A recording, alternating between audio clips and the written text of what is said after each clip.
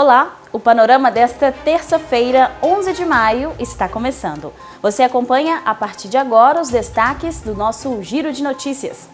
5 capitais brasileiras recebem o sinal de uma nova faixa de rádio FM. Escolas municipais de Ipatinga retomam atividades presenciais do ano letivo 2021. Caratinga segue com a capacitação dos profissionais da educação para a volta às aulas presenciais. E ainda nesta edição, Brasil registra aumento recorde na abertura de novas empresas. E hoje é dia do quadro Pense Direito. O advogado Lucas Cota de Ramos vai falar sobre algumas questões relacionadas aos nomes. E ainda, bombeiro dá dicas para evitar acidentes na hora de preparar alimentos na panela de pressão. Você acompanha essas e outras notícias agora no Panorama.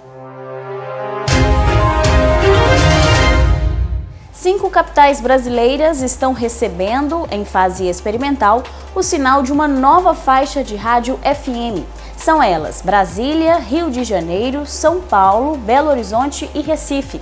A frequência 87.1 vai levar as programações das rádios Nacional e MEC a mais brasileiros. O objetivo com a banda estendida é chegar a todos os estados do país até 2023. A gente fez uns investimentos esse ano colocando a rádio na TV, a Rádio Nacional na TV, a gente melhorou a Voz do Brasil, a gente fez investimento no estúdio na Voz do Brasil, a gente tem ondas curtas para a Amazônia, então a gente continua acreditando que rádio é uma plataforma que a gente tem que investir, faz parte dos objetivos estratégicos da IBC. A Prefeitura de Manhuaçu ofereceu um curso de capacitação para as cantineiras das escolas e creches municipais. Foram 2 turmas que aprenderam a produzir alimentos sem açúcar, sem glúten e sem lactose. Viemos trabalhar com as escolas da rede municipal, a pedido da nutricionista, da coordenadora, da própria prefeita, que já veio nos visitar, e do secretário de Educação, em função das novas orientações do FNDE para a preparação de alimentos para as crianças, especificamente aqui com esse grupo, alimentos sem açúcar. A FNDE trouxe uma nova orientação e as escolas estão se adaptando a essa nova legislação. Então viemos fazer um treinamento inicial para as cantineiras, para que elas tivessem um contato com o que é a preparação, quais são os produtos que nós vamos trabalhar, quais são os substitutos que nós vamos utilizar.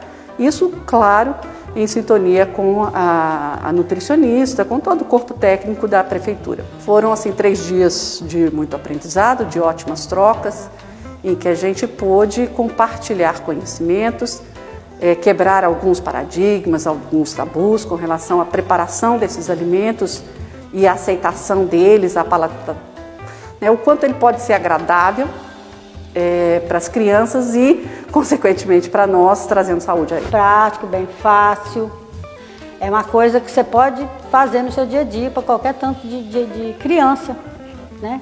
Vai funcionar, a gente fez aqui uns bolos aqui sem açúcar, ficou muito bom. Que é onde assim, a gente acha que as crianças não vão aceitar porque não tem açúcar. Toda criança gosta de açúcar, lógico, eu também, né? Mas ficou muito bom, muito bom. A receita dela é ótima, ótima mesmo, vai funcionar sim. Eu estou bem animada e eu sou bem resistente. Observando todos os protocolos sanitários de segurança contra a Covid-19, as escolas municipais de Ipatinga retornaram às atividades do ano letivo 2021 de forma presencial ontem. Veja as medidas que foram adotadas.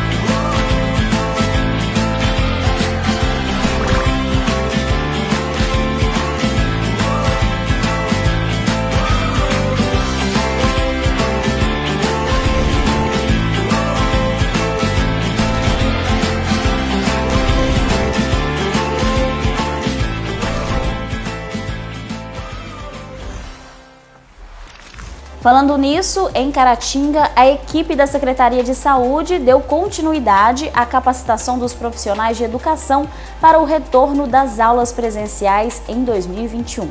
Agora, os profissionais da rede privada também foram incluídos. Apesar de não haver uma data definida, diretores, vice-diretores, coordenadores e secretários já começaram a ser preparados para receberem os alunos com toda a segurança necessária. O nosso assunto agora é economia. Os impactos causados pela pandemia da Covid-19 resultaram, entre outras coisas, em um aumento na abertura de novas empresas. Observa-se também uma mudança no perfil dos serviços oferecidos por elas. Esse fenômeno foi discutido recentemente no curso de administração do Centro Universitário de Caratinga. Veja. De acordo com o levantamento da Serasa, em 2020 foram abertas 3.300.000 empresas. Esse número representa um crescimento de 8,7% em relação a 2019 e é o maior desde 2011, quando foram iniciadas as pesquisas. Mais de 70% delas são os chamados MEI, microempreendedor individual. De acordo com o professor José Carlos Moreira, essa realidade revela a busca por alternativas econômicas em um cenário fora do comum. No ano de 2020, fechou muita empresa, mas abriu muitas empresas.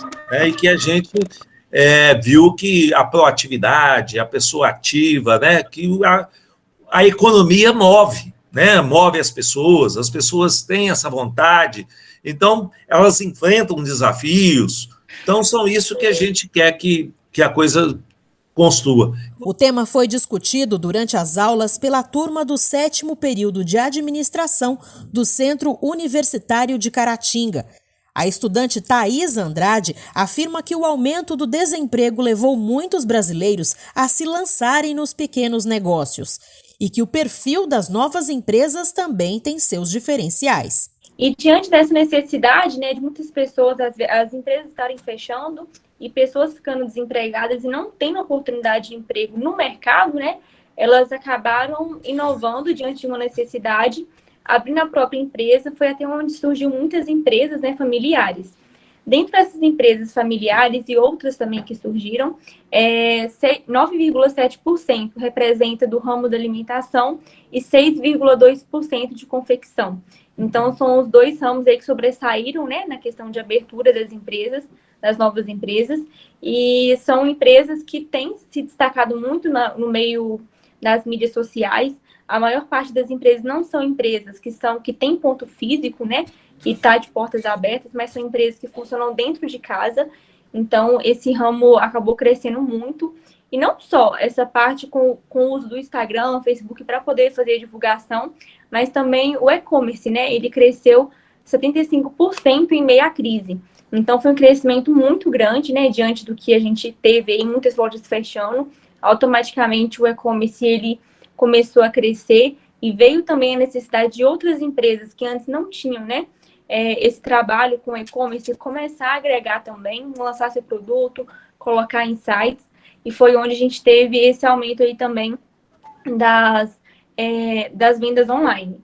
Para o professor, é de suma importância que os futuros profissionais acompanhem a questão para que possam estar alinhados às tendências da área gerencial. O Brasil é considerado o país que tem o maior número de empreendedores. É um país de oportunidade, mas de muitas ameaças também. É um país com uma flexibilidade muito grande. Nós atravessamos muitas crises, e a crise você tem que enfrentar criando, inovando e buscando outros caminhos. A gente não pode parar.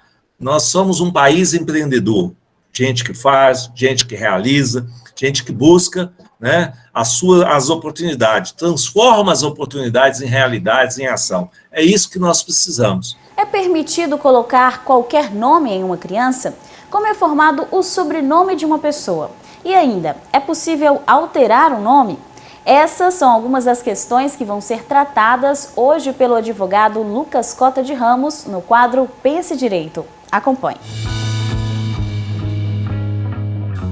Sobre o registro civil e o nome, as pessoas têm muitas dúvidas se seria possível registrar o filho com qualquer nome.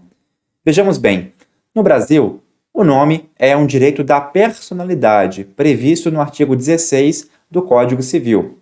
E ele compreende o prenome e o sobrenome. A expressão nome compreende prenome e sobrenome, de modo que é uma redundância, um pleonasmo falar, por exemplo, em nome completo. Ora, o meu prenome é Lucas, o meu sobrenome é Cota de Ramos. A junção do prenome Lucas com o sobrenome Cota de Ramos compõe o nome. Então, não há nome completo, ou é nome ou não é. Na verdade, haveria um nome incompleto, mas se é completo, por definição, é nome. Falar em nome completo é uma redundância. Primeiro ponto a se destacar. O sobrenome, ele indica a ancestralidade. Então, ele vai refletir o sobrenome dos próprios pais daquela criança, dos genitores daquela criança. E ele é de escolha vinculada. Os pais só podem escolher o sobrenome da criança dentre aquele sobrenome que eles já ostentem, correto? Então, uma criança pode levar o sobrenome completo de ambos os pais, é possível escolher, ou ela pode levar só um sobrenome de um pai e um sobrenome do outro, mas isso é necessário. Não se pode, por exemplo, escolher um sobrenome que não pertence àquela família, afinal, o sobrenome indica ancestralidade. Já o prenome é diferente. O prenome ele é algo mais livre, né? Então, o pai e a mãe podem, de comum acordo, escolher, entre aspas, né, em tese, qualquer prenome para o seu filho. Enzo, Lucas, Gabriel, enfim, qualquer prenome que não fira a moral e os bons costumes, não gere àquela criança um constrangimento e não incite, por exemplo, a prática de um crime ou viole algum valor constitucional, pode ser usado sim como prenome, ainda que não seja tão usual assim, né? Então, no Brasil não há uma lista de prenomes proibidos ou permitidos. Não. Em outros países há. No Brasil, o prenome é de livre escolha. Respeitado, é claro, esse critério que eu descrevi para vocês. E tem também uma questão pouco conhecida que é o agnome. O agnome nada mais é do que aquela palavra que vem após o nome, correto? E que indica, que diferencia diferentes pessoas de uma mesma família. Então pensemos que o meu nome é Lucas Cota de Ramos. E aí eu tenho um filho e decida chamá-lo de Lucas Cota de Ramos. Ok, para poder diferenciá-lo de mim, eu tenho que incluir ao final o agnome, ou seja, chamá-lo de Júnior, de filho, por exemplo. E ele, por consequência, chamar o filho dele de neto, caso assim queira manter, e o neto de chamar o filho dele de bisneto, por consequência também. Então, o agnome nada mais é do que essa palavra colocada ao final para poder denotar a diferenciação entre membros de uma mesma família com um mesmo nome.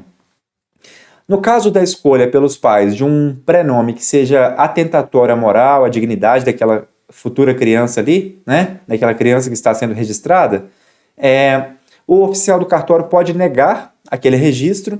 E disso, os pais podem pedir uma análise ao juiz. Eles contratam um advogado, então pedem essa análise ao juiz, que pode manter ou afastar a decisão do oficial do cartório. Então, há um meio, sim, de reverter isso.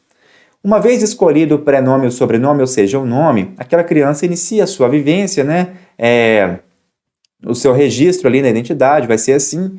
E lá no futuro, caso ela queira alterar o seu sobrenome ou seu nome, no Brasil é uma situação dificílima de acontecer, tá? Só em hipóteses extraordinárias. Caso aquela criança, que ele é agora adulto, né, comprove, por exemplo, que o seu prenome lhe gera uma mágoa enorme, é um prenome ofensivo à sua moral, à sua reputação, aí sim é possível cogitar da troca do nome, não é algo simples, é algo dificílimo. Outra hipótese também é no caso de mudança de sexo, cirurgia de mudança de sexo, ou ainda que não haja cirurgia, caso haja aquela identificação com outro gênero, pode haver também a mudança do prenome, né, para um nome que seja feminino ou vice-versa, masculino. Então, essas são as hipóteses aí estritas, por exemplo, de alteração do prenome. A lei é muito restrita, a jurisprudência, né, as decisões dos tribunais, vez ou outra, entendem um pouco de maneira mais abrangente, mas fato é que no Brasil alterar o nome é dificílimo, se não impossível. Sempre reforçamos aqui que se você tem dúvidas sobre questões relacionadas aos seus direitos, é necessário consultar um profissional da sua confiança. E no quadro Oportunidades, você fica por dentro das vagas de emprego disponíveis no mercado de trabalho. Confira! Acabador de mármore e granito. A vaga é para trabalhar em Raul Soares. É necessário ter experiência na carteira de trabalho, ensino fundamental completo e habilitação B. Cortador de mármore, auxiliar em marmoraria. Esta vaga é para trabalhar em Raul Soares e é necessário ter experiência na carteira de trabalho, ensino fundamental completo e habilitação B. Agente de segurança com experiência na carteira de trabalho e curso de formação na área de segurança. Armazenista com experiência na carteira de trabalho e disponibilidade de horário. Carpinteiro com experiência, mas que pode ser fora da carteira de trabalho. Atendente de telemarketing com experiência na carteira de trabalho e ensino médio completo. Cobrador externo com experiência, mas que pode ser fora da carteira de trabalho, além de habilitação A e motocicleta própria. Eletricista de instalações comerciais e residenciais com experiência, mas que pode ser fora da carteira de trabalho. É necessário também ter habilitação A ou B.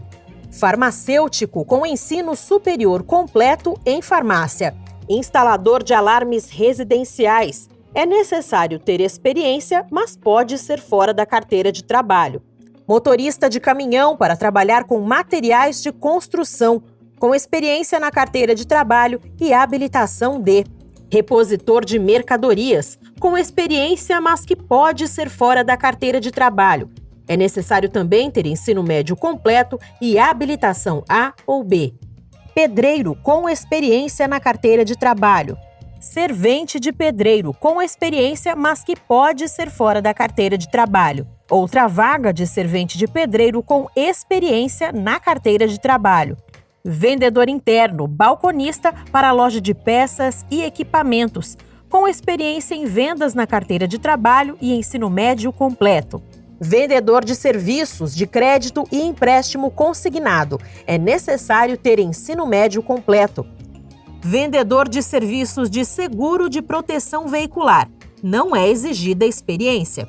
Vagas exclusivas para pessoas com deficiência. Auxiliar administrativo, não é necessário experiência. E auxiliar de limpeza, também sem exigência de experiência. A carta de encaminhamento pode ser impressa pelo aplicativo Cinefácil ou portal Emprega Brasil.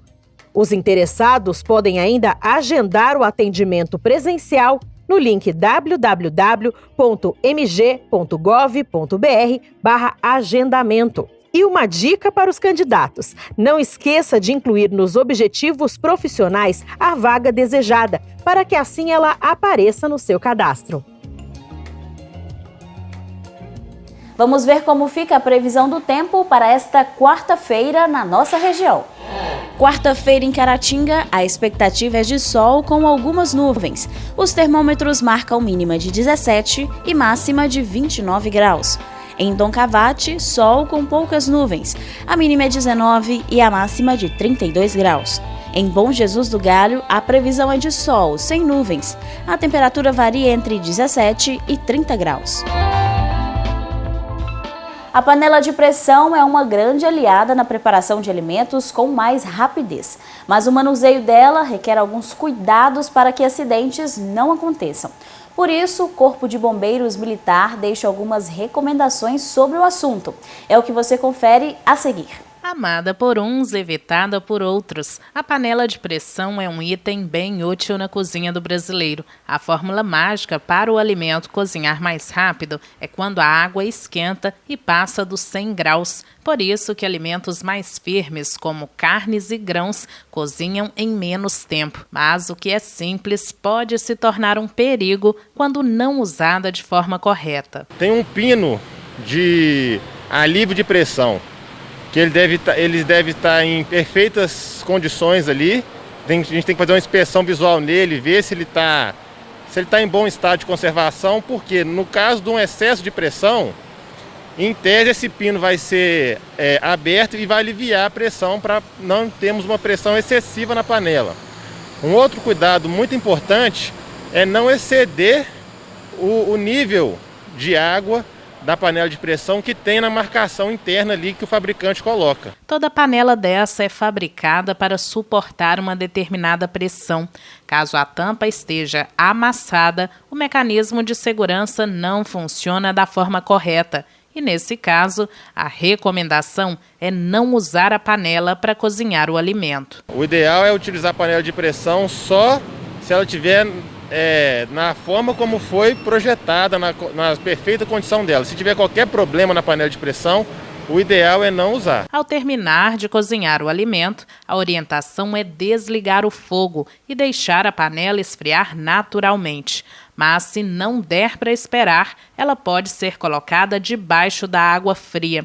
Só que é preciso ter cuidado ao levar a panela para a pia. Se chacoalhar a panela, a pressão escapa e o vapor que sai dela também queima. Algumas pessoas ainda na pressa ou querendo agilizar ali o preparo do alimento, acaba abrindo a panela de pressão debaixo da água, né, para poder acelerar esse processo.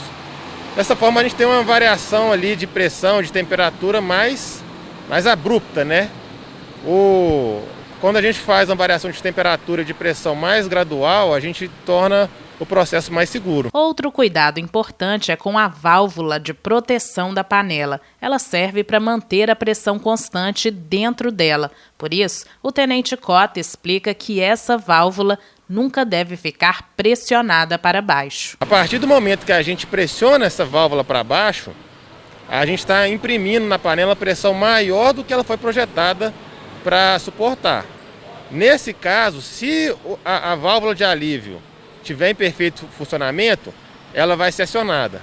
Porém, a gente não correr um risco desnecessário, porque se ela estiver danificada, ela não vai acionar, a panela vai atingir uma pressão acima da qual ela foi projetada e vai acabar ocasionando um acidente.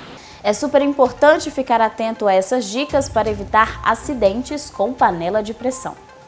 E assim nós vamos encerrando a edição do Panorama desta terça-feira. Siga conectado com as notícias nas nossas redes sociais. Lá você tem acesso às reportagens de hoje e muitos outros conteúdos. Agradecemos a você que nos acompanha. Nosso encontro de amanhã é às 6h30 da noite aqui na UNEC TV. Esperamos você!